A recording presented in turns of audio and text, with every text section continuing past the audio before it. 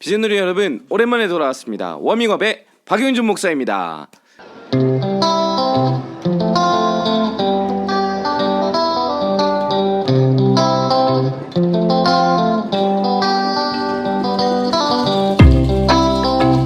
반가워요. 워밍업에서 무려 3개월 만에 다시 만나게 됐습니다. 광야에서 이스라엘을 훈련시키시고 연단에 가시는 하나님의 사랑과 은혜를 배울 수 있었던 긴 민수기가 드디어 끝이 났습니다. 그리고 이제 요한계시록을 함께 묵상하게 되었습니다. 그런데 여러분, 축하할 일이 생겼습니다. 뭘까요? 여러분, 두구두구를 한번 외쳐주시죠. 두구두구. 워밍업이 대망의 10번째 편을 맞이하게 되었습니다. 박수 할까요? 자, 20년 3월 16일 사사기 편을 시작으로 히브리서, 야고보서, 스가랴, 나훔, 미가, 하박국, 스바냐, 민수기, 그리고 이번에 요한계시록까지 10회를 맞이하게 되었다라는 거예요. 자, 비전누리의 묵상을 돕고자 시작했던 워밍업이었는데 잘 누리고 계신가요?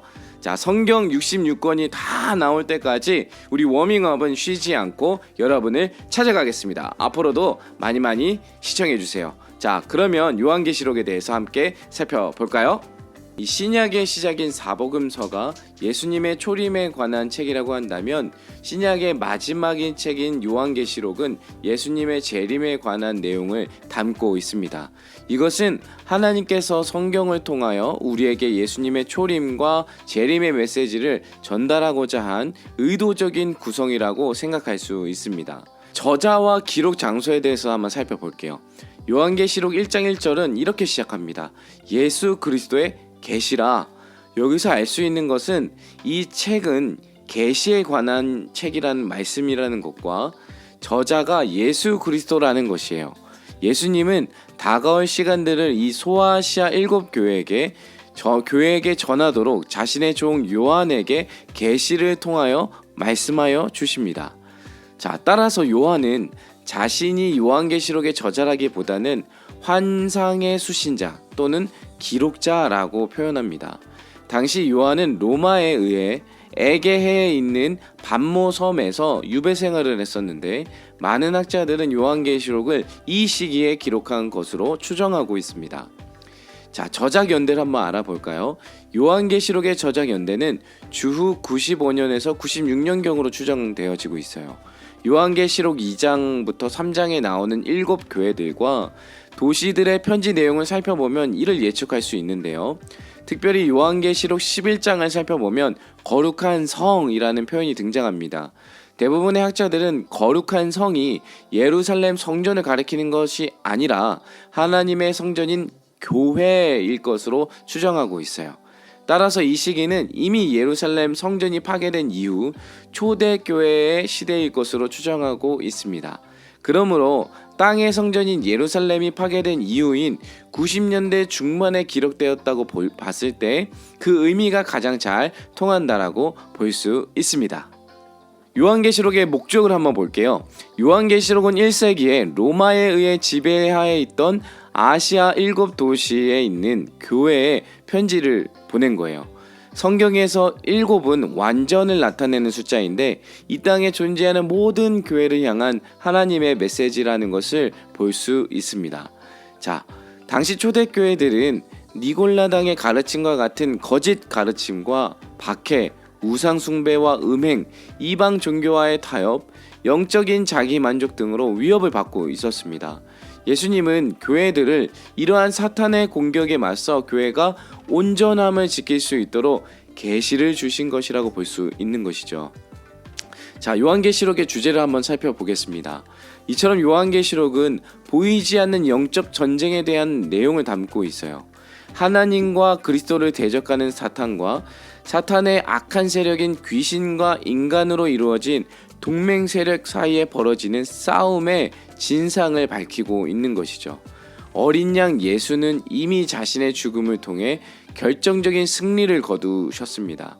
하지만 지상의 교회는 여전히 세상으로부터 박해와 거짓 가르침, 물질적인 풍요와 문화적 유혹을 사탄에게 계속 공격받고 있음을 우리는 볼 수 있습니다. 예수님은 환상들을 통해서 예수님의 초림과 재림 사이에 이러한 교회의 시련과 유혹에 영향을 주는 영적인 실제가 있음을 알려주십니다. 그리고 새하늘과 새 땅에서 예수님의 승리가 확실히 임할 것을 일깨워주고 있습니다. 결국 이 땅에서 살아가고 있는 성도들과 교회를 향해 지금의 고난과 고통을 견뎌내고 현재 세상 질서의 더러운 유혹에서 성도의 순전함을 유지하도록 권면하고자 기록된 것이 바로 이 요한계시록인 것입니다. 요한계시록은 처음부터 끝까지 상징을 통하여서 설명하고 있습니다.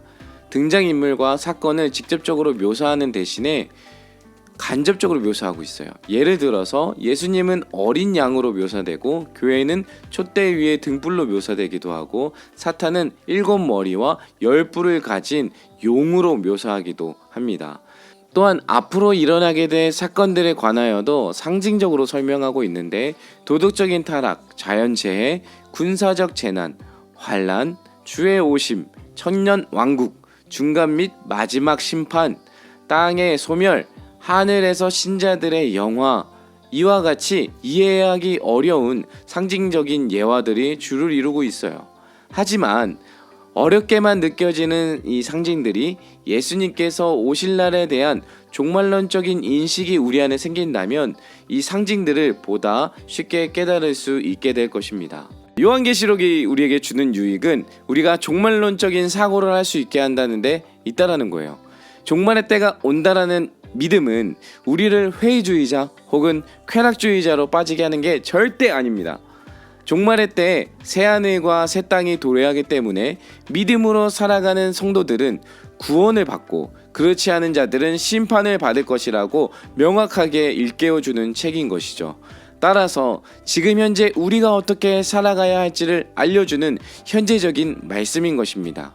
사랑하는 비전너리 여러분, 이단들이 너무 많이 있습니다. 이 올바른 요한계시록의 해석을 통해서 바르고 굳건한 믿음을 갖게 되기를 소망합니다. 어렵게만 느껴지던 요한계시록, 비전누리와 함께 말씀 속으로 들어가 보면 어떨까요?